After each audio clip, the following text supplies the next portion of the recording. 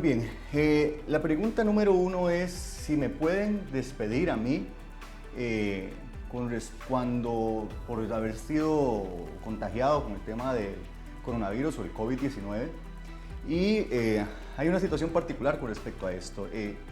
Primero tenemos que tener en cuenta que hay un artículo que es el 404 del Código de Trabajo, y este artículo lo que establece o viene a regular es si hay alguna práctica discriminatoria. Yo puedo alegar esa práctica discriminatoria, y hay una lista, pero es abierta porque termina con cualquier otra condición análoga. ¿Qué significa cualquier otra condición análoga?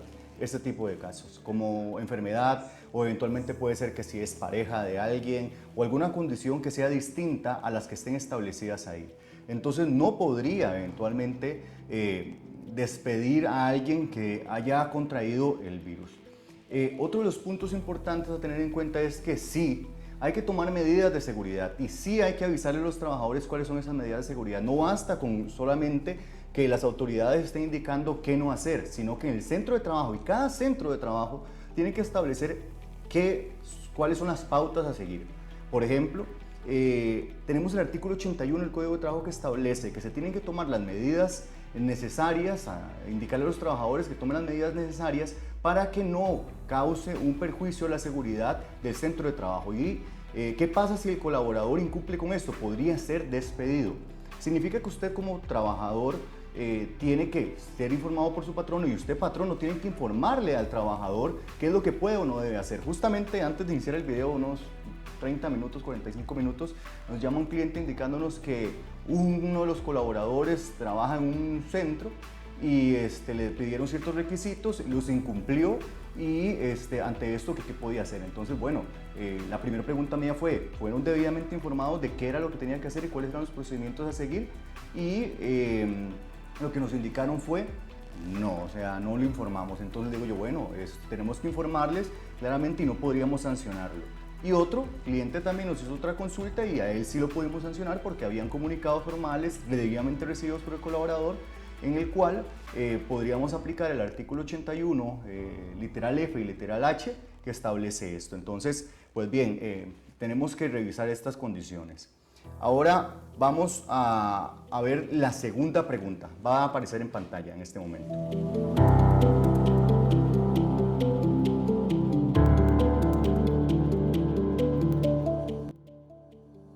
Muy bien. Esta segunda pregunta, bueno, tenemos una pregunta antes de responder esto, que nos dice: ¿qué pasa si un trabajador se manda de vacaciones por ser población de riesgo y el trabajador no se quiere ir? Bueno, antes de responder la segunda pregunta, lo del rebajo del salario y demás, tiene que acatar la orden de ir a vacaciones siempre y cuando nos apeguemos a la normativa. Eso lo vamos a responder más adelante, el tema de las vacaciones, pero vamos a ver primero este tema de lo del rebajo de salario. Una de las preguntas más comunes que nos han hecho es: ¿le puedo rebajar el salario? ¿Le puedo cambiar la jornada al colaborador de manera unilateral como patrono? No, no lo puedo hacer, no se puede hacer. El patrono tiene que respetar los derechos laborales, y a pesar que es una situación que implica o que podría afectar la economía de Costa Rica e inclusive de los patronos, no pueden tomarse esas decisiones arbitrarias porque los derechos laborales son prioritarios y se tienen que proteger.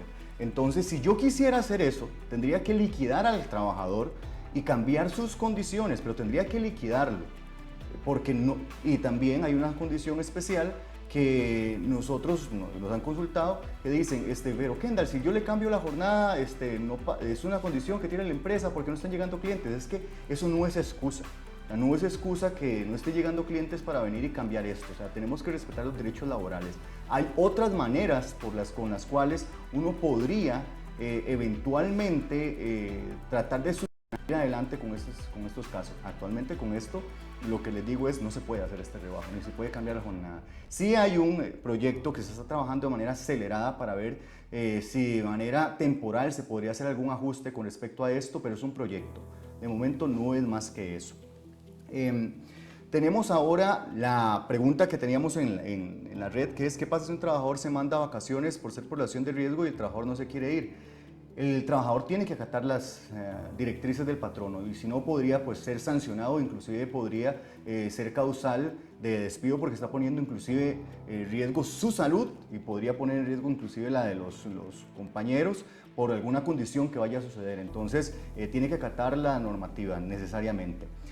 Vamos ahora entonces con la pregunta número 3. ¿Me ayudan los compañeros? ¿Cuál es la pregunta número 3?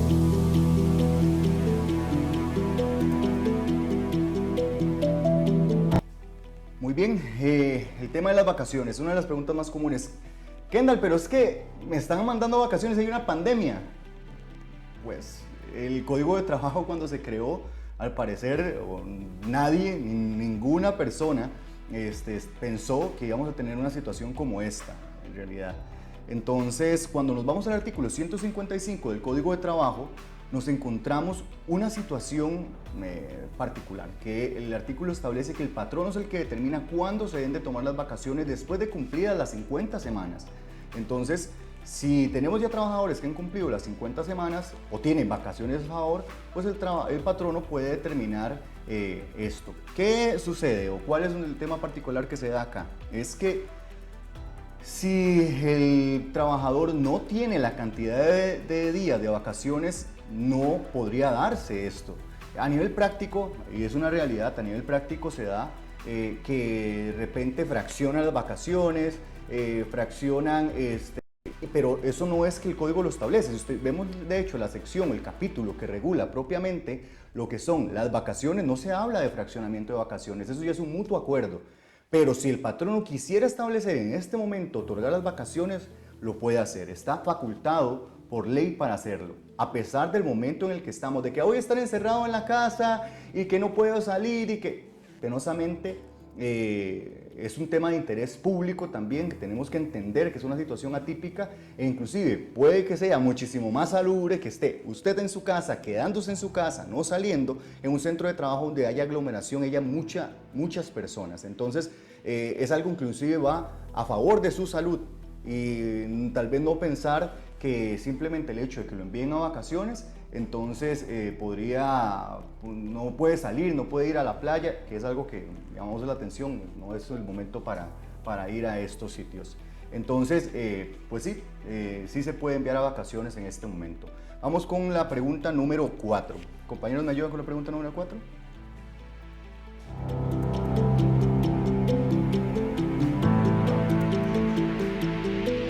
Muy bien. Con respecto al teletrabajo, nosotros en la página de Acelecom hace aproximadamente 1 año y medio escribimos un artículo del teletrabajo. En el carácter personal y también de organización, somos miembros de la Comisión Técnica Laboral de la Cámara de Comercio. Entonces, antes de que ingresara la ley, ya nosotros la habíamos revisado, inclusive algunas de las propuestas que hizo la Cámara fueron aceptadas en su momento. Y el tema del teletrabajo es algo que no propiamente va a ser la solución, porque hay muchas cosas que se pueden dar, que las empresas pueden ver afectada su economía y el teletrabajo es algo que sí va a ayudar, pero hay que tener claros también muchísimas reglas del teletrabajo. Uno, de que no es impositivo, que el patrono lo impone, ¿no? Tiene que haber acuerdo entre el trabajador y el patrono. Y de igual manera tienen que establecerse las reglas. ¿Qué ha pasado? ¿Qué es lo que está pasando a nivel práctico? A nivel práctico pasa que están agarrando la ley de teletrabajo y eso es lo que están tomando como política en las empresas. Y no, experiencia mía, de manera provisional, es el mismo Ministerio de Trabajo tiene inclusive unos adendas que establecen algunos parámetros, pero voy más allá, es buscar asesoría con respecto al tema del teletrabajo y crear una política que puede ser inclusive provisional para establecer algunos parámetros, pero sí a nivel contractual establecer todos los lineamientos, el momento que hace el ingreso, el momento que hace la salida, cómo hace ese reporte, de qué manera hace ese reporte, también cómo se va a medir el rendimiento, la máquina, el equipo que va a utilizar, el resguardo del equipo que va a utilizar.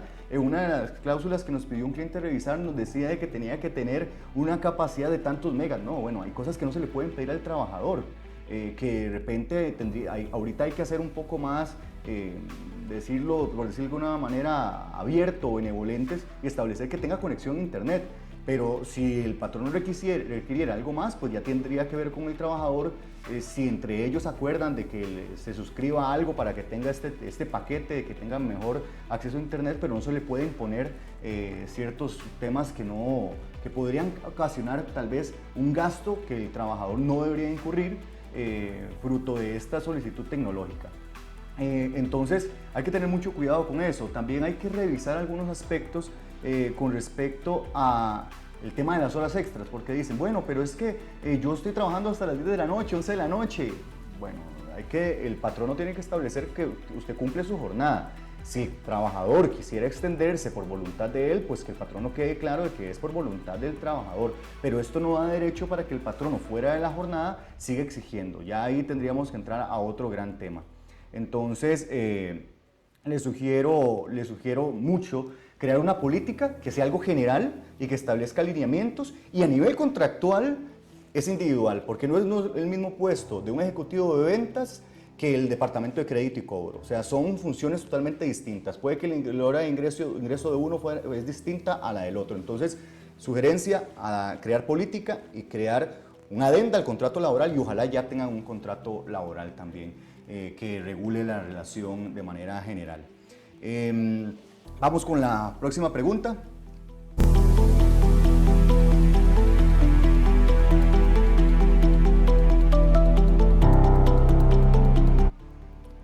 Suspensión del contrato de trabajo.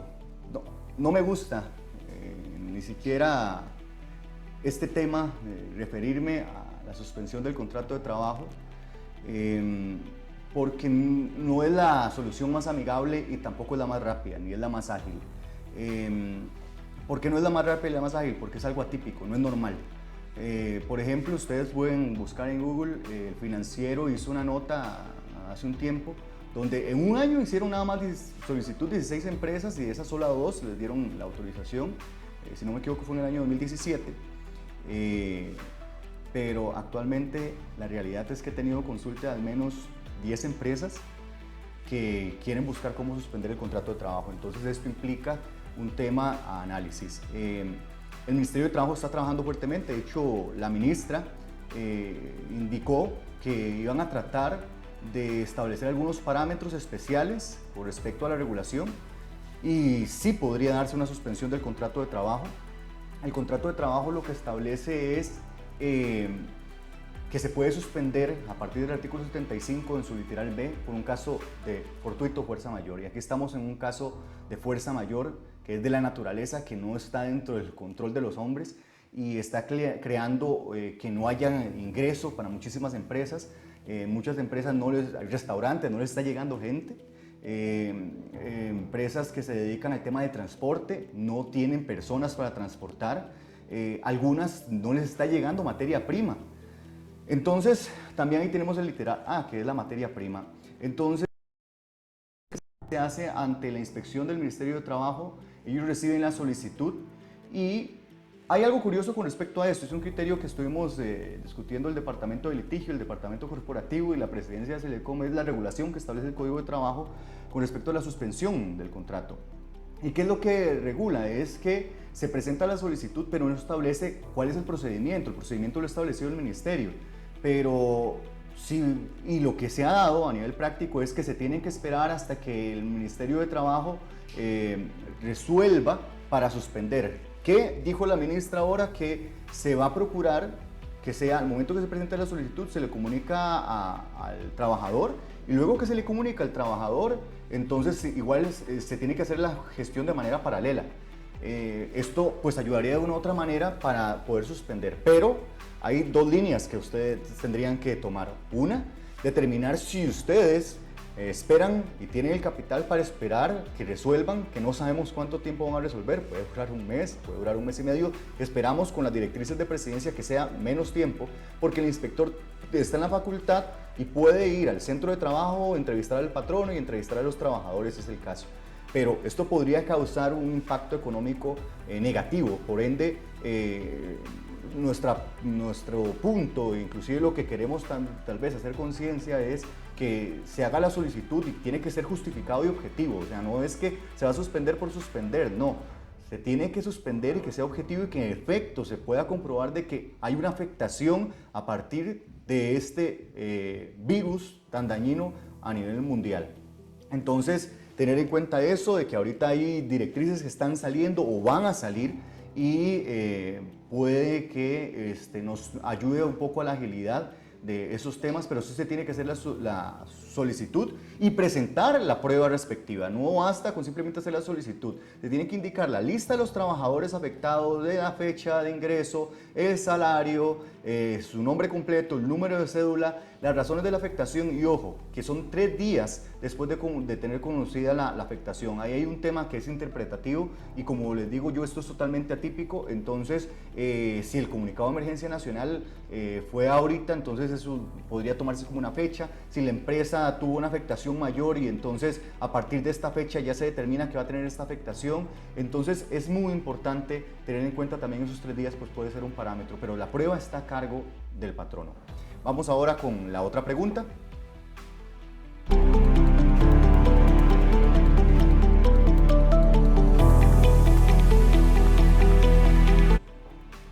Ok, la pregunta de si hay una sospecha de que la persona tiene el coronavirus o el COVID-19, hace 3 días, vean el tema cómo se mueve, un tanto complicado. Hace 3 días la respuesta era otra de muchos profesionales y actualmente es una que tuvo que hacerse una modificación a nivel de regulación. Incluso vamos ya a fin con una pregunta que nos hace Emerson Briceño en el Facebook, que dice: ¿qué pasa con la gente que regresa al país y no tiene actividades teletrabajables? ¿Lo obligan a tomar vacaciones? ¿Qué pasa si no tiene vacaciones? Porque aquí hay 2 preguntas. Pero primero tal vez les comento algo que no ha salido mucho en los medios. Sí salió tal vez hace 4 días, pero no lo hicieron tal vez tan público. Y fue que hubo una publicación ya en la Gaceta que vino a modificar los reglamentos de manera provisional de la Caja Costarricense.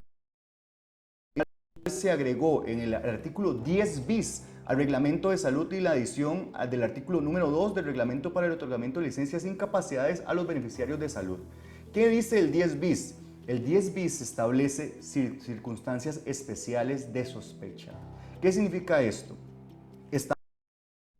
Que por medio del Ministerio de Salud, que es la autoridad competente, podría establecerse el otorgamiento de una incapacidad a los trabajadores, pero tiene que ser un elemento objetivo también, el cual determine que la persona posiblemente haya contraído esto. Por ejemplo, que viene del norte de Italia o que viene de España, de Madrid, justamente estuvo en el momento que alguna de las marchas, por ejemplo, que fue el 8 de marzo, y entonces indica, vea, estuvo en este lugar y la verdad es que puede que haya sospechas. Entonces, aquí se responden algunas cosas, Emerson.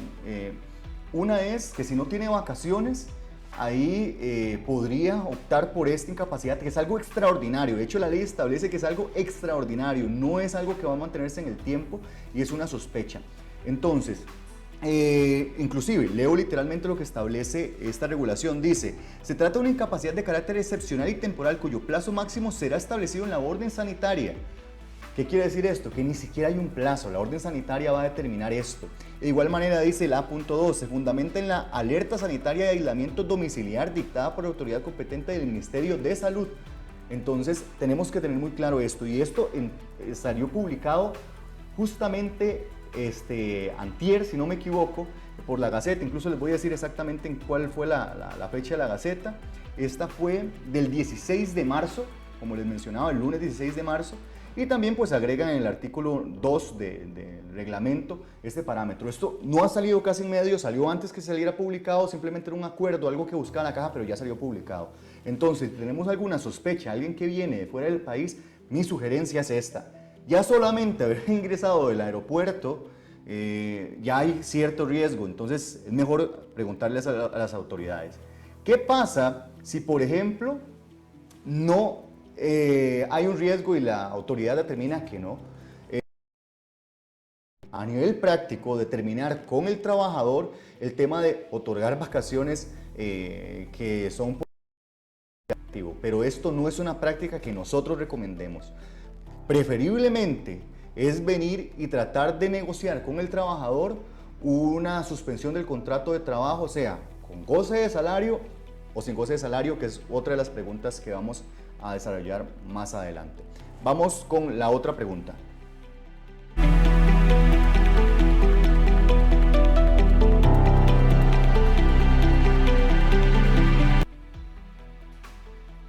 Ok, justamente la pregunta que había cerrado yo, tengo dos preguntas más que ahorita voy a contestar en el muro, es la suspensión sin goce o con goce. Eso ya es un tema que con goce de salario pues no hay afectación para el trabajador, entonces el patrono podría determinar en estos casos especiales como los que estableció Emerson como ejemplo, dar una suspensión con goce de salario, pero ya es algo que el patrono tendría que determinar. Y si es sin goce de salario, sería que tanto trabajador como patrono suscriban por escrito este punto, porque si lo hace de manera arbitraria y unilateral podría ocasionar un perjuicio para el trabajador y esto podría acarrear problemas. Y lo que tenemos que evitar es problemas con las autoridades judiciales, problemas con el Ministerio de Trabajo, problemas con el trabajador y evitar un perjuicio. Entonces tenemos que tener en cuenta esto.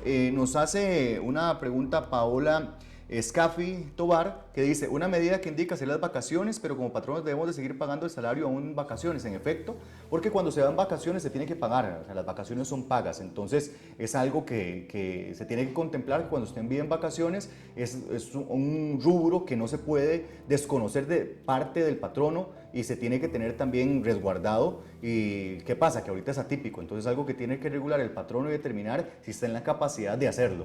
Entonces por eso es que el va a ser. Por eso es que muchísimas veces a veces el trabajador dice, es que a mí no me dieron las vacaciones y a tales del equipo sí se las dieron. Sí, claro, porque tal vez el patrono dijo, no, es que no puedo dársele a este equipo porque si saco este equipo tengo que sacar uno por uno al otro equipo.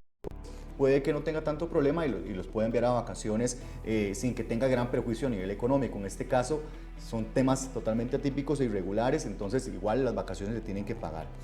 Luego también tenemos el tema dice Paola, el tema de seguir pagando el salario es lo complejo en la situación. Sí, claro, eso es lo complejo. Por eso tenemos lo de la suspensión. La suspensión es un tema que se tiene que revisar y establecer, por cuanto la suspensión no implica el pago a los trabajadores, pero sí les resguarda por lo menos el seguro social ante cualquier contingencia. Y el patrono no tendría que hacerlo, sí tendría que hacer esta gestión y la suspensión es una de las vías que ayudaría a esto. El mismo Ministerio de Trabajo ha establecido que tratemos de buscar algunas soluciones alternas, por ejemplo esta suspensión sin goce de salario es una de las que podría ser, pero tendría que el trabajador estar de acuerdo y entenderlo. Ayer me llamó un cliente de años que tiene un restaurante y tiene 5 camareros y él me decía, Kendall, es que o negocio la salida de ellos o negocio o veo el tema de la suspensión, pero tengo un tema complejo o hacer este tema de licencias. Entonces, ahorita ellos están hablando con los colaboradores a ver qué es lo que les sirve un poco más. Entonces, tampoco tiene contemplado pues, despedir a 5 colaboradores. Entonces, también podría valorarse el tema de cómo pagar esto. O sea, y es dinero que tal vez no se tiene en su momento. Entonces, vamos con la otra pregunta.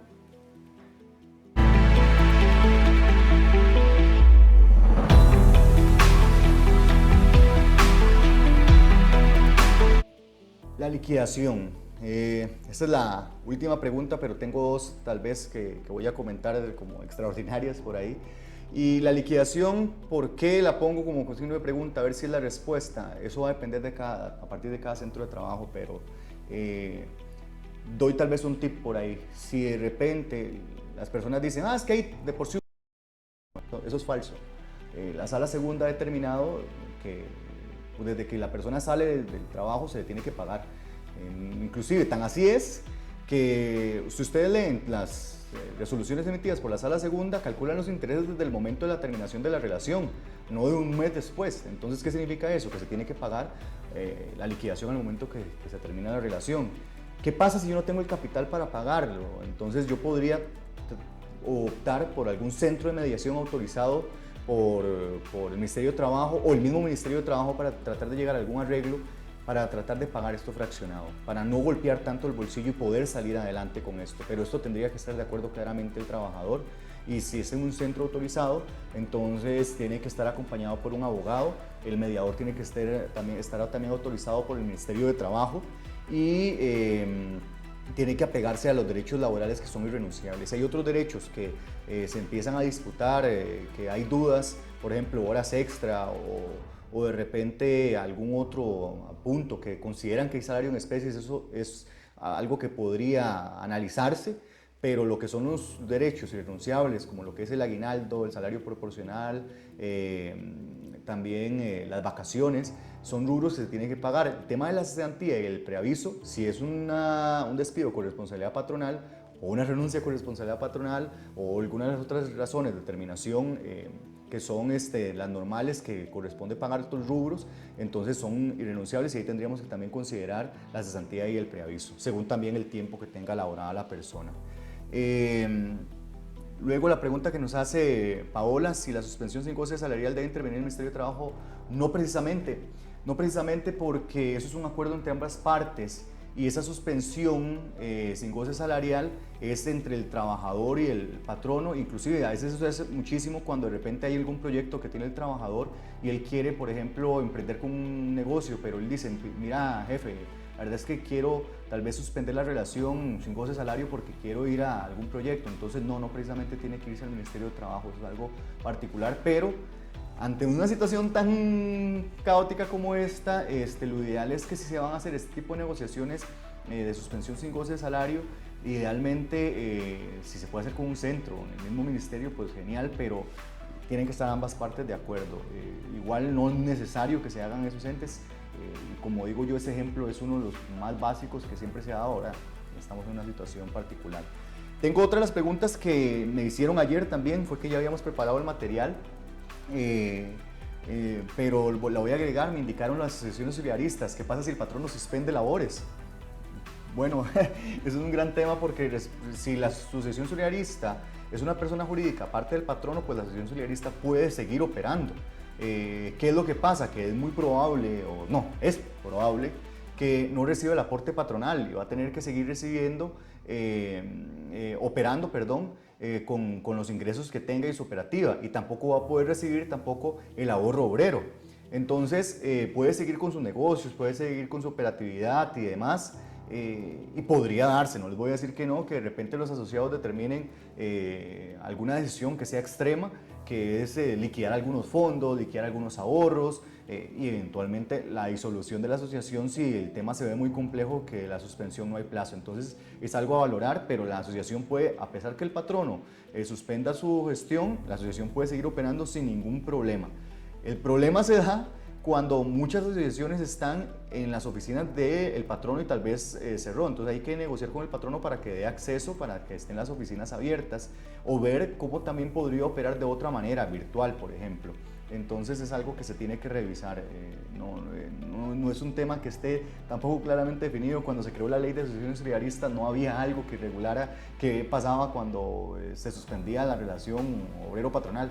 Bueno, estamos en una encrucijada donde nos damos cuenta que nuestras leyes ocupan muchos ajustes. Luego tenemos una última pregunta que me hicieron algunos compañeros, inclusive, era que si yo quería eventualmente tomar la cuarentena como trabajador, si se lo podía exigir al patrono, ¿no? O sea, no se puede exigir eso al patrono. El patrono puede acatar las normas del Ministerio de Salud, pero yo no se lo puedo exigir al patrono. El patrono pues es el que indicará cómo se van a desempeñar las funciones y demás. Entonces yo no le puedo exigir al patrono que simplemente se tome la cuarentena y que me envíe a teletrabajo, o que trabajemos de otra manera, o que me envíe a otro centro. Eso no opera así. Entonces es importante tener en cuenta esto, que el patrono tiene cierta facultad, que claramente yo recomiendo a los patronos tomar las medidas y tomar en cuenta esto.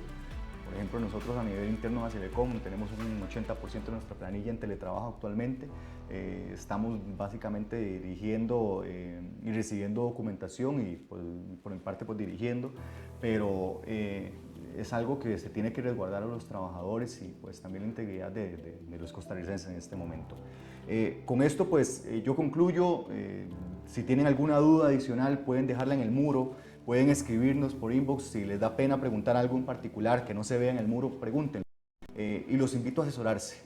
Lo más importante en este momento es asesorarse, no tomar las noticias falsas que andan circulando, que eso es algo gravísimo, no compartirlas en los muros, cerciorarse muy bien de lo que van a compartir. Por ahí es un grupo en el que estamos, compartieron una información que era algo así como que solamente ciertos países y demás, tal vez en algún momento algún medio lo indicó, pero no, la medida que ustedes vieron fue general. El cambio de la reforma de la caja fue si hay sospecha y puede ser que sea alguien que se haya contagiado acá o puede ser alguien que venga del extranjero, entonces es general, el tema es general, ya tenemos 69 casos, señores, entonces es algo que tenemos que revisar. De mi parte, un placer, un privilegio haber compartido con ustedes y compartir esta información en corto tiempo. Me encantaría pues brindar todavía más tiempo para dar ciertos datos. Cada uno de estos puntos es ampliamente lo que se tiene que desarrollar, pero son dudas que han salido y pues nosotros queríamos tratar de responder y sentíamos que era parte de nuestro deber como equipo legal dar esta información para ustedes, clientes y seguidores que nos apoyan, porque la verdad consideramos que es lo menos que podemos hacer, dar información que tenga sustento normativo y sustento jurisprudencial y también con regulaciones y directrices del Ministerio de Trabajo. Un placer, que estén muy bien, que tengan muy buena tarde.